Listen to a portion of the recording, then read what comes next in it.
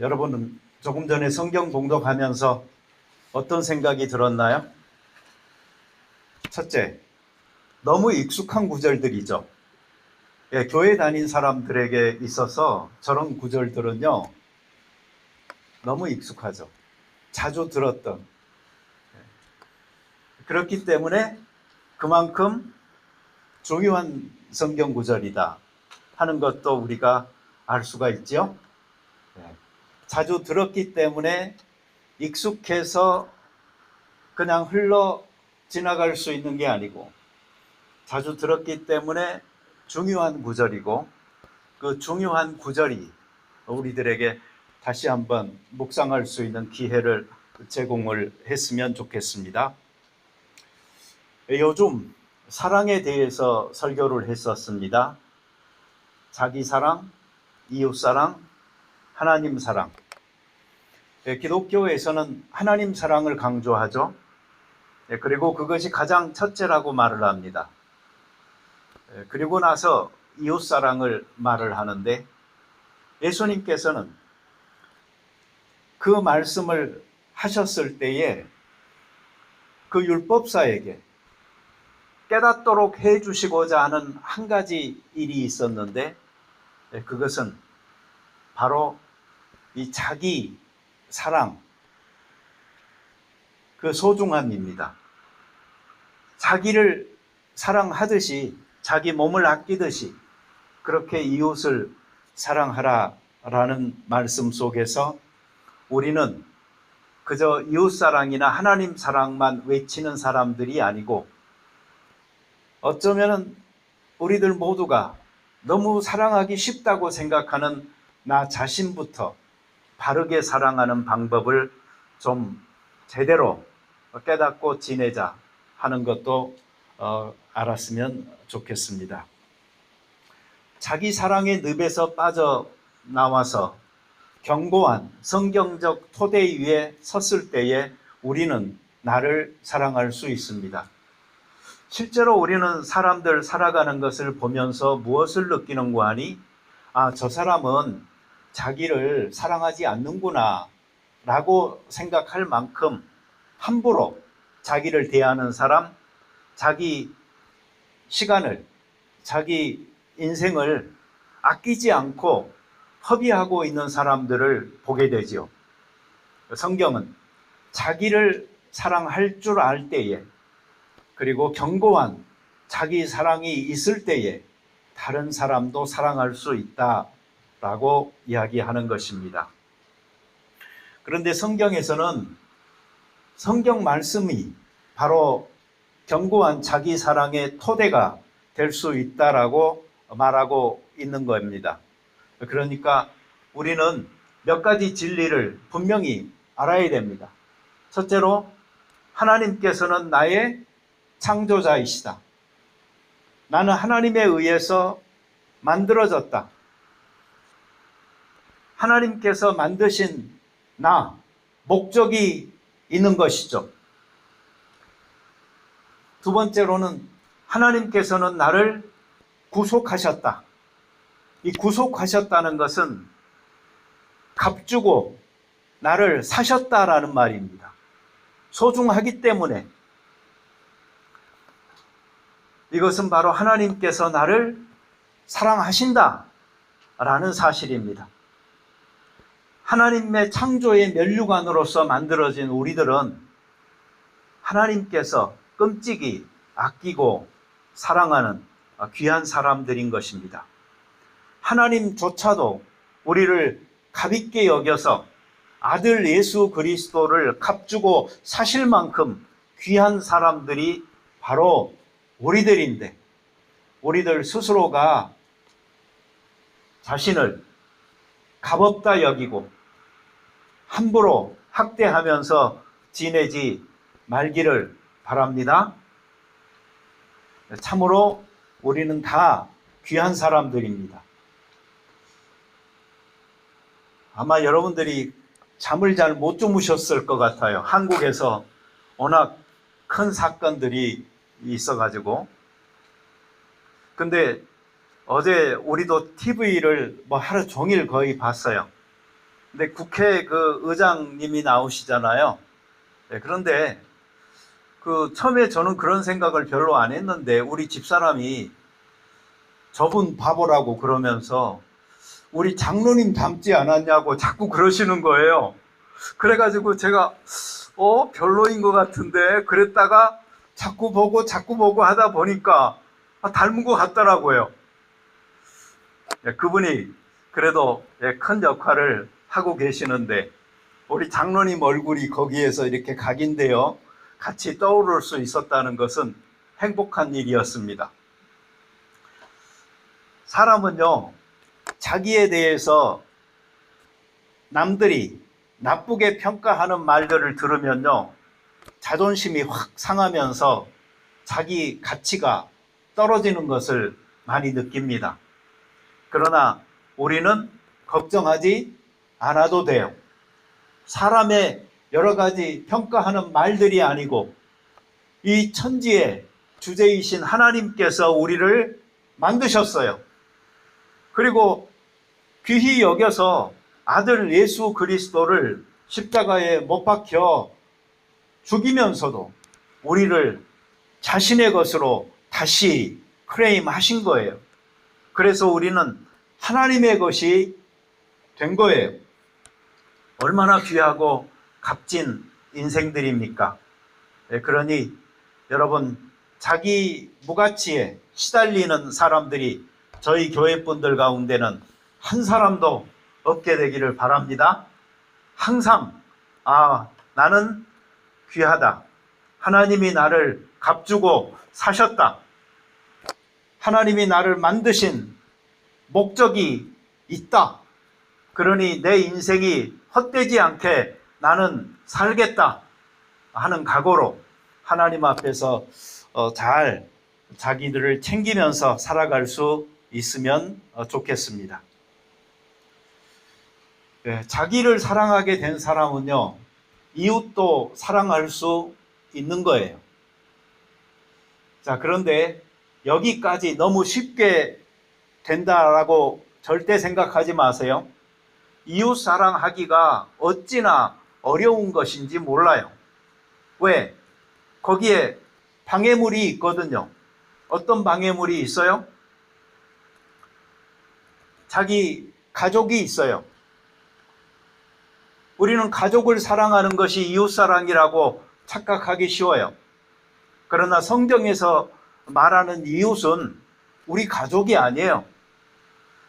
어쩌면 우리 가족은요, 그냥 나의 확대된 나, 결국 나인 거예요. 그래서 성경에서 과부를 불쌍히 여기고 나그네를 잘 접대하라라고, 그리고 고아를 너희들이 신혼하여서 그들을 무시하지 말라고 말을 하는 이유가 뭐겠어요?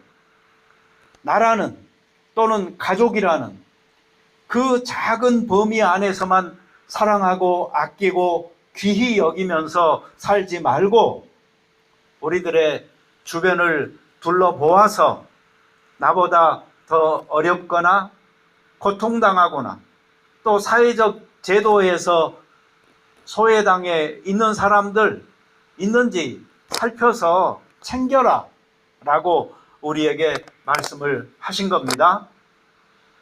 그런데 여기까지 이르기가 보통 어려운 게 아니기 때문에요. 어느 정도 이웃을 사랑하는 이 경지에 이른 사람들은요, 하나님 앞에서 자기 의에 빠질 수가 있어요. 내가 그래도 나만을 위해서 살지는 않는다. 내 주변의 사람들도 좀 챙기면서 산다. 그러나 성경은 거기에서 우리의 사랑이 또 다 완성되어졌다고 말하지 않아요. 가장 중요한 사랑은 하나님 사랑이에요.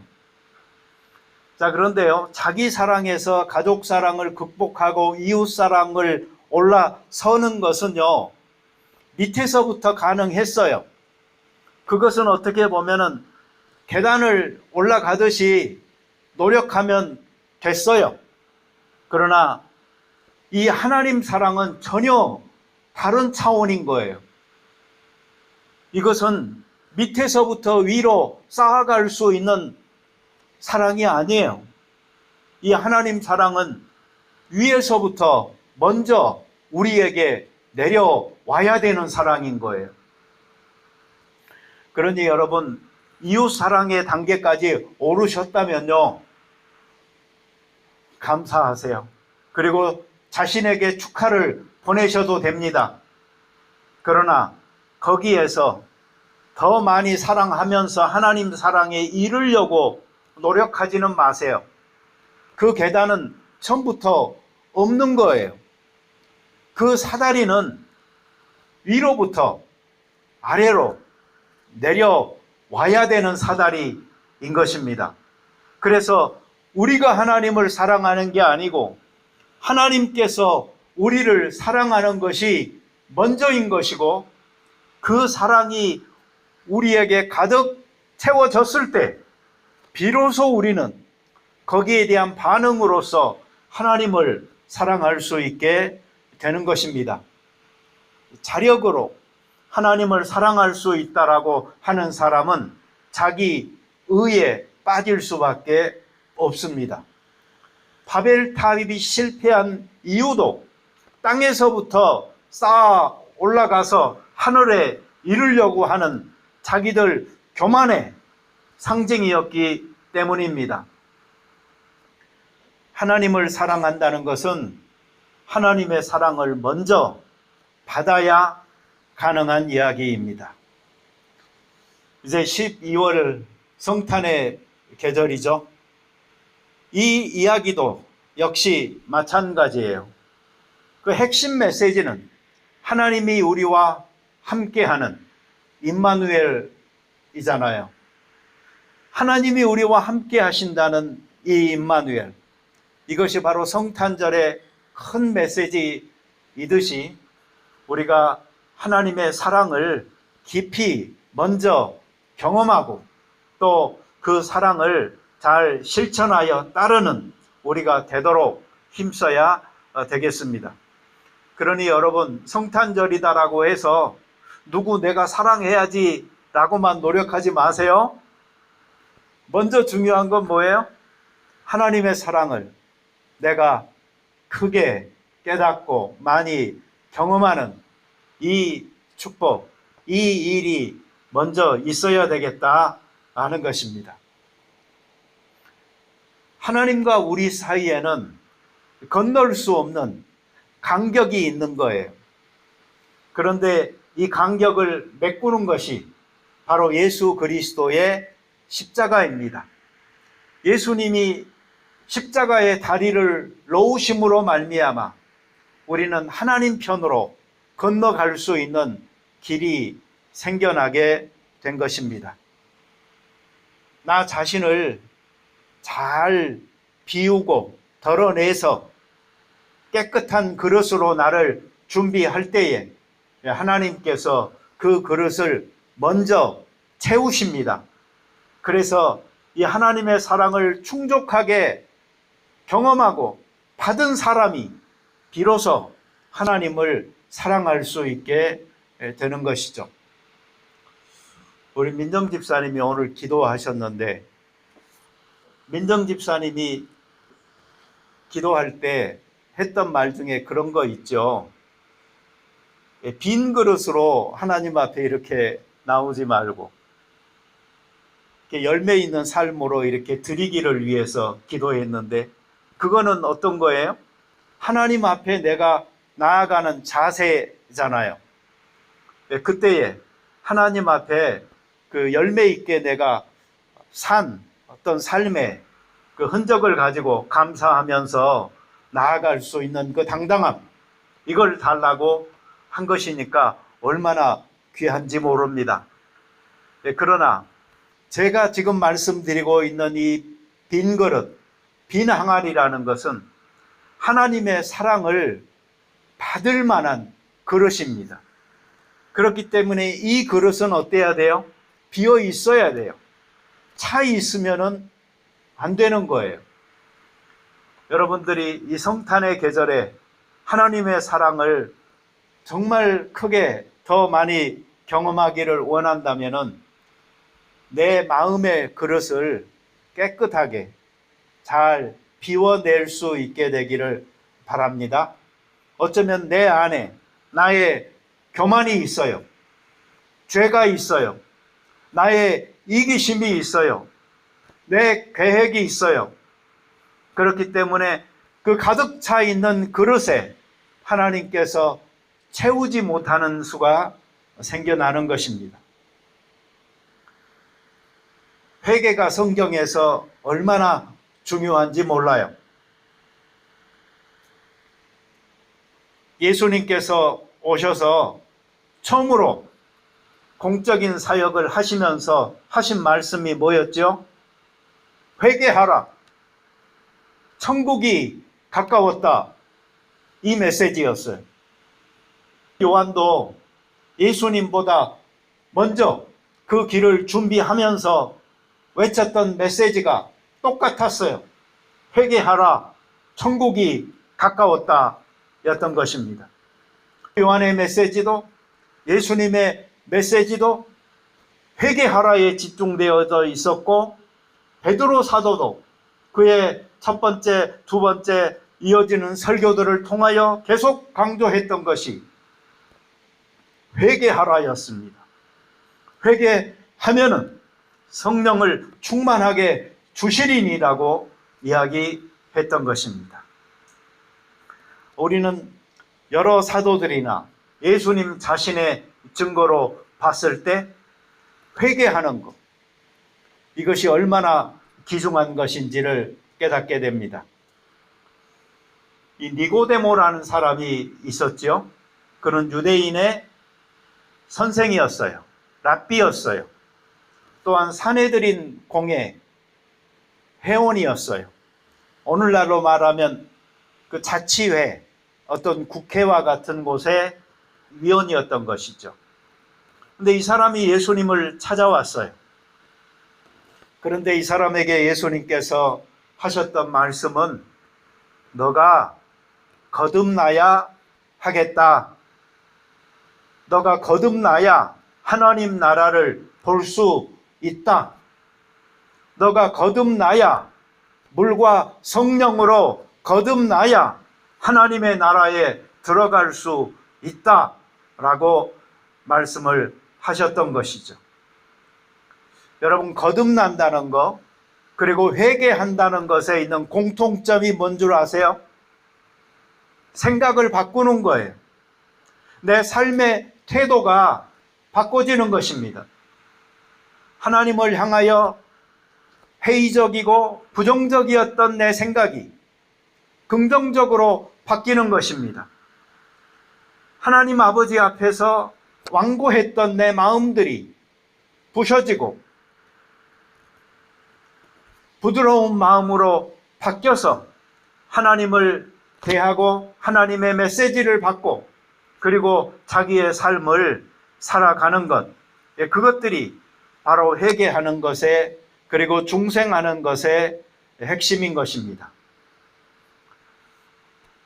요한복음 3장 16절은 또 여러분 다 아시죠? 하나님이 세상을 이처럼 사랑하사 독생자를 주셨으니 믿는 자마다 어떻게 해요?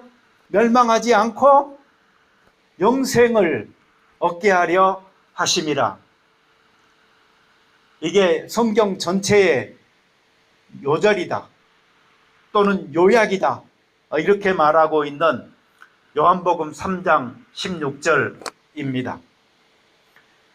하나님의 사랑을 깨달은 자, 그리고 예수 그리스도를 믿어서 하나님의 심판을 면하고 영생을 얻게 된 자, 다른 사람이 아니잖아요.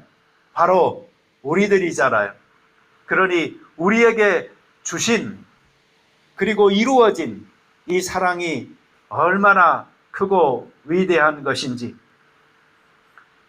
내가 무엇을 원해서, 내가 어떤 자격을 갖춰서 이렇게 된 게 하나도 없는 거예요. 하나님이 우리를 미리 아시고 선택하셔서 복 주시기로 작정한 사람들을 그 눈을 열어주시고 그 마음을 열어주셔서 이 복된 소식에 긍정적으로 반응할 수 있도록 해주신 이 은혜가 참으로 큰 은혜인 것이에요. 이것이 하나님이 전적으로 주도권을 가지고 행하신 일이기 때문에 우리는 이것을 하나님의 은혜라고 이야기하는 것입니다. 이 베드로는 이런 고백을 했죠. 주는 그리스도시요 살아계신 하나님의 아들입니다. 예수님께서 얼마나 그를 칭찬하셨어요.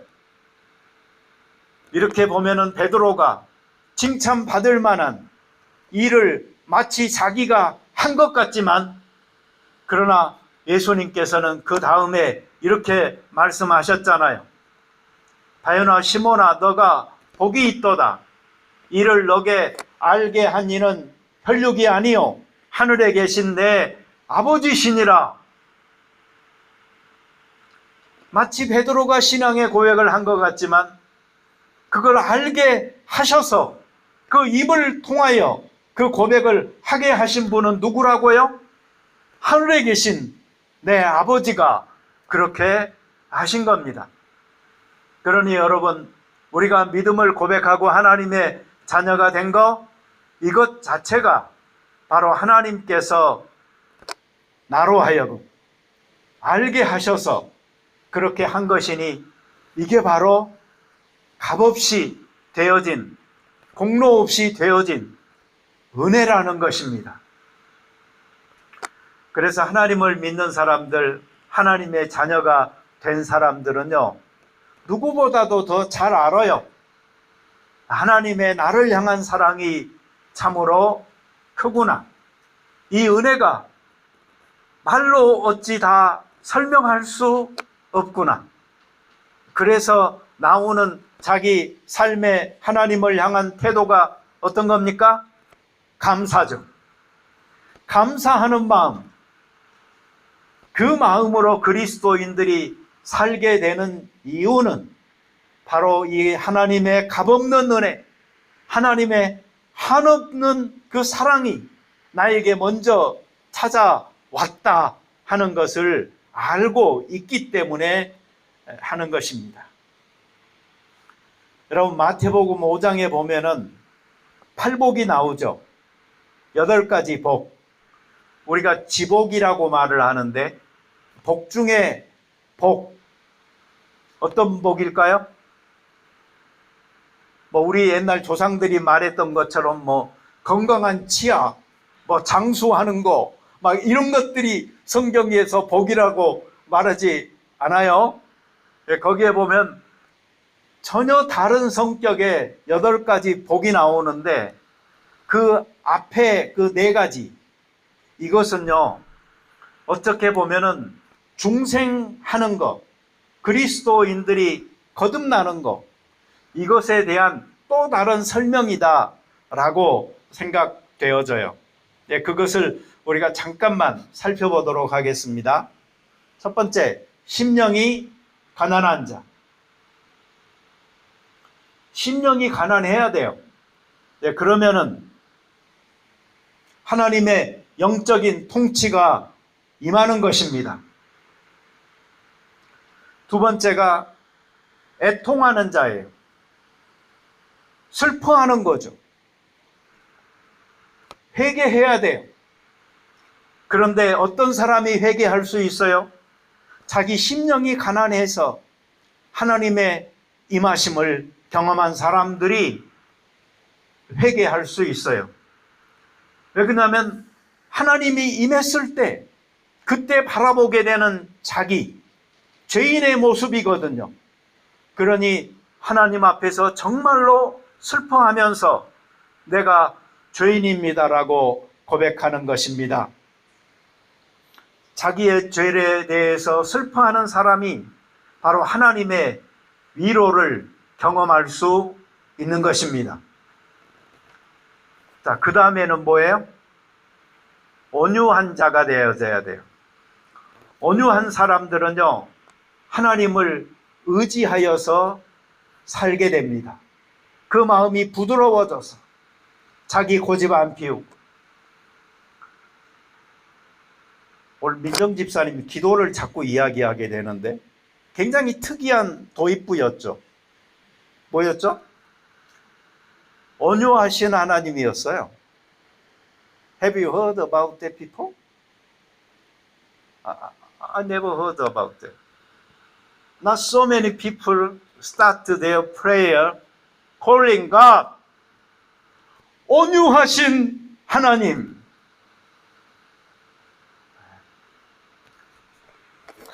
그 온유한 하나님은 어떤 사람? 심령이 가난한 자. 그래서 하나님의 임하심을 찾아오심을 경험하고 자기를 발견하여 슬퍼할 수 있는 자, 회개하는 자. 그래서 하나님의 위로를 경험한 자. 그래서 마음이 부드러워지고 하나님을 의지할 준비가 되어져 있는 자. 그렇게 될 때에 우리는 천국의 처소를 얻게 되고 그것을 경험하게 되는 것이죠. 그리고 네 번째 복이 뭐예요? 의에 줄이고 목마른 자. 그런 상태가 되고 나면은요, 우리는 나의 의가 아니고 하나님의 의를 사모하게 돼요. 하나님 앞에서 액셉터블한 의가 무엇인지를 찾게 돼요. 그러다 보니 그것은 내 안에 있는 것이 아니었구나. 바로 예수 그리스도에게 있는 의였구나. 그래서 그리스도를 믿음으로 말미암아 덧입게 되는 십자가의 공로, 그 의로 내가 옷을 갈아입었을 때에 하나님께서 나를 의롭다고 여기시는구나 하는 상태에 이르게 되는 것입니다. 네, 이런 과정이 바로 중생이라는 순간적인 그것을 통하여서 우리에게 일어난다라고 생각해 볼 수가 있는 것이죠. 그래서 하나님의 의를 발견한 사람들은 그때 바로 참된 행복이 무엇인지를 발견하는 거예요. 그 사도 바울이 했던 말 한번 같이 해볼까요? 내 은혜가 너게 족하도다. 이는 내 능력이 약한 데서 온전하여 짐이라. 네. 이 말씀은 사도 바울이 말한 것처럼 성경에 기록되어져 있지만 누구한테 들은 이야기예요? 하나님이 사도 바울에게 한 말이었어요. 그래서 이것을 소개하고 있는 것이죠. 예수 안에서요, 거듭나게 되는 자, 심령이 가난해 본 자, 애통해 본 자, 온유해 본 자, 의에 줄이고 목말라 본 자는요, 자기 삶을 살면서 어떤 순간에 이 고백을 할 수밖에 없어요. 내 은혜가 너게 족하다는 하나님의 음성을 듣게 되는 것이죠.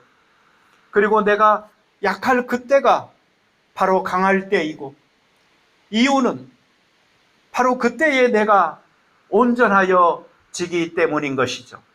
그러니 내 삶에서 내가 발견하는 어떤 연약함도 어떤 약점도 흠이 아니고 오히려 하나님 앞에서 자랑할 만한 것이 되어지는 것이고, 그것 앞에 우리는 당당하게 살아갈 수가 있게 되는 것입니다. 시편 23편 5절 같이 따라서 해보세요. 주께서 내 원수의 목전에서 내게 상을 차려주시고 기름을 내 머리에 부으셨으니 내 잔이 넘치나이다. 아멘. 잔이 넘치는 거예요. 가득 채우고도 넘치는 거예요. 여러분, 이런 하나님의 사랑, 하나님의 그 돌보심, 이런 것들을 우리가 정말 충만하게 경험하고 나잖아요. 그러면은 하나님 사랑할 수밖에 없는 거예요. 내가 하나님 사랑하려고 아무리 노력해도 이루어지지 않을 정도의 그 높은 차원의 헌신과 충성함이 나오는 것이에요. 그것은 무엇이냐? 하나님의 넘치는 사랑을 내가 경험했기 때문에 가능한 일인 것입니다. 하나님의 사랑을 경험하려고 여러분 노력하지 마세요. 단지 준비하세요. 빈 그릇을. 그러면 하나님께서 그 빈 그릇을 넘치도록 채워 주시는 것입니다. 이 하나님의 사랑이 우리 속에 넘치잖아요. 그러면 좋은 점이 있어요. 뭔고 하니? 혹시 자기 사랑함에 있어서 어려움을 겪었던 사람들이 있죠. 이웃을 사랑함에 있어서 어려움을 겪었던 사람들이 있죠. 이 하위적인 사랑이 하나님의 온전한 위로부터 쏟아지는 임하시는 사랑을 경험하고 나잖아요. 그러면 넘치고 넘쳐서 그 밑에 사랑에 부족한 것들을 전부 다 채워주시는 거예요. 그러니 하나님의 사랑을 크게 경험하고 나잖아요. 그러면 자기 사랑도 온전하여 질 뿐만 아니고 이웃 사랑도 온전하여 지는 축복을 누리게 되는 것입니다. 이 사랑을 먼저 경험하셔서 우리의 자기 사랑과 이웃 사랑에 부족함이 없이 충만한 실천의 삶이 될 수 있게 되기를 소망합니다. 같이 기도 드리겠습니다. 하나님 아버지, 감사합니다. 부족한 저희들입니다. 그런데 우리가 나를 아무리 사랑하려고 해봤자, 또 남을 아무리 사랑하려고 해봤자 자생적으로 나에게서 발생하는 사랑은 한정되어져 있고 늘 보상을 바라는 상대적 사랑이다 보니까 아가페 사랑처럼 쏟아 붓지 못하는 안타까움을 가지고 있습니다. 아버지 하나님의 사랑을 먼저 크게 경험하는 저희들 되게 하심으로 말미암아 부족한 자기 사랑과 이웃 사랑이 다 같이 넘치는 축복을 경험하는 저희들 되게 도와 주시옵소서. 그리하여서 내가 준비한 심령이 가난하고 애통하고 온유하고 의에 주르고 목마른 이 심령 속에 쏟아 부어주시는 하나님의 넘치는 사랑으로 인하여 부족한 나머지 사랑들이 다 채워지게 하시며 하나님을 누구보다 더 깊이 많이 사랑할 수 있는 저희들 되게 도와 주옵소서. 예수님의 이름으로 기도드립니다. 아멘.